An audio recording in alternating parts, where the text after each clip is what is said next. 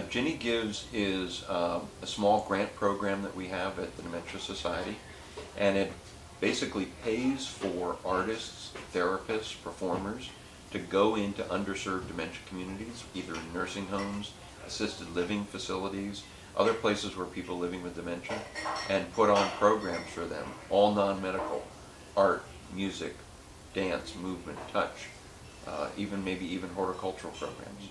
So Ginny Gives itself is named for my wife. She passed away, she had dementia, and she was always a loving, caring, wonderful woman, and I wanted to do something in her honor and her memory.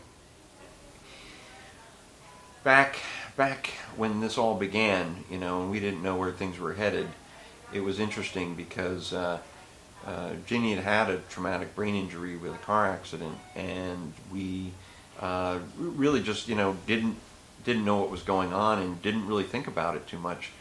She was just kind of back to work, and it was some time after that I started to see some issues with her. And the first time was sitting in a restaurant that we'd been to before, and she said, "This is a nice place. I've never been here before." And I'm like, "What? You've never been here before? We were here last month." And that became just a 12-year trajectory of care for her over time. And dementia is very progressive, and it can be very slow progressing. There are some that are very fast progressing, but with Ginny it was very, very, very slow.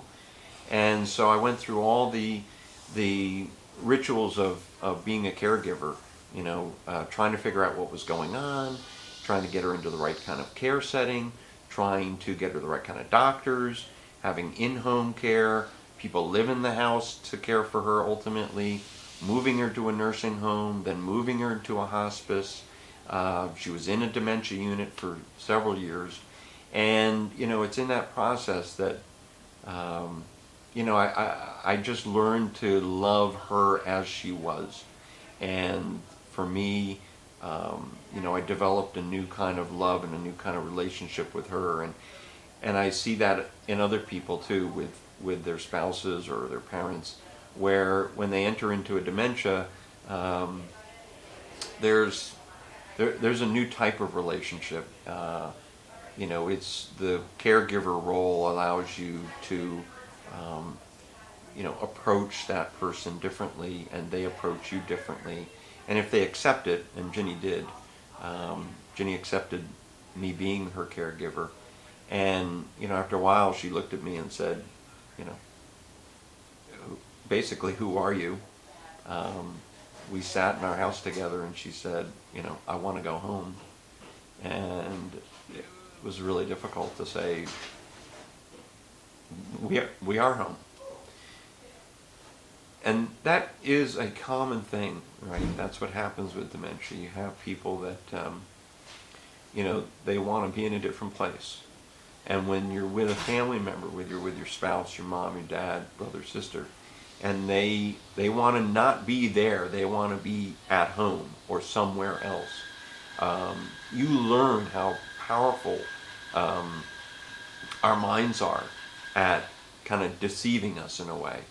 And so the whole issue for me is that preparing to care for somebody with dementia is filled with lots of layers, and getting ahead of the curve and understanding what's coming and knowing how to deal with it, how to get professional help, how to find the right environment for them to live potentially down the road. That just makes a big difference.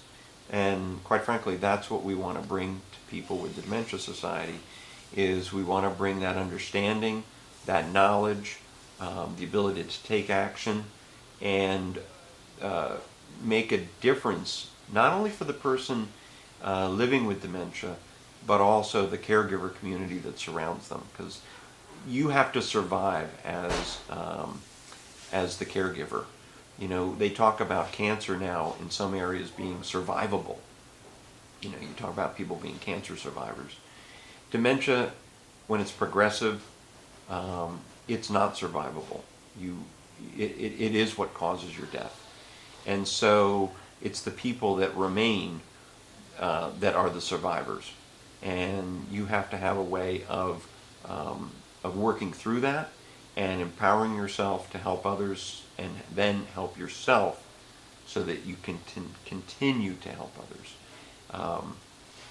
It's challenging times, but with the right kind of help, the right kind of guidance, the right kind of information, uh, you know, you can get through it. You can get through it.